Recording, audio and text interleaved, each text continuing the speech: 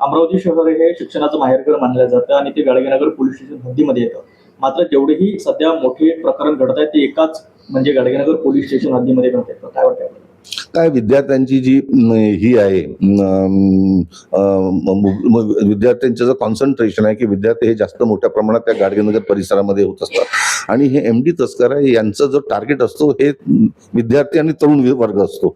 हा तरुण वर्ग आणि विद्यार्थी त्या गाडगेनगर परिसरामध्ये जास्त असल्यामुळे बहुधा हे सगळे लोक तिथे कॉन्सन्ट्रेट केले असतील.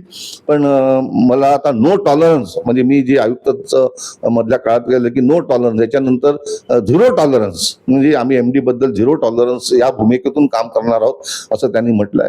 आणि त्याचा आपण पाहत आहे की मधल्या काळामध्ये MD पकडले गेली. पण मला एक समजत नाही की आपलं क्राईम ब्रँच काय करत होतं. समजा एवढी मोठी MDची उलाढाल आपल्या शहरामध्ये होत असताना आपलं क्राईम ब्रँच असो DB स्क्वॉड असो हे काय करत होतं या बाबतीत सुद्धा आयुक्तांनी त्याची दखल घेतली पाहिजे. आणि त्याच्यामुळे अमरावती शहराची फार मोठी बदनामी महाराष्ट्रामध्ये आणि देशाच्या पातळीवर झालेली आहे.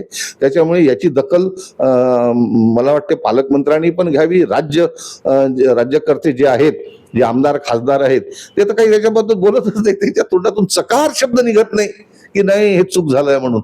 मग म्हणजे त्यांच्या म्हणजे मी असं म्हणणार नाही की त्यांचं त्याला सहकार्य असेल पण हे तसं काही आपलं कामच नाही हे याचं असं जर ते वागत असतील तर ही नवीन पिढी बर्बाद व्हायलाशिवाय राहणार नाही. मला असं वाटते की पोलिसांनी ही गोष्ट गांभीर्याने घेतली पाहिजे आणि कोणत्याही परिस्थितीमध्ये ड्रग फ्री अमरावती ही राहिली पाहिजे असं मला प्रामाणिकपणे वाटतं.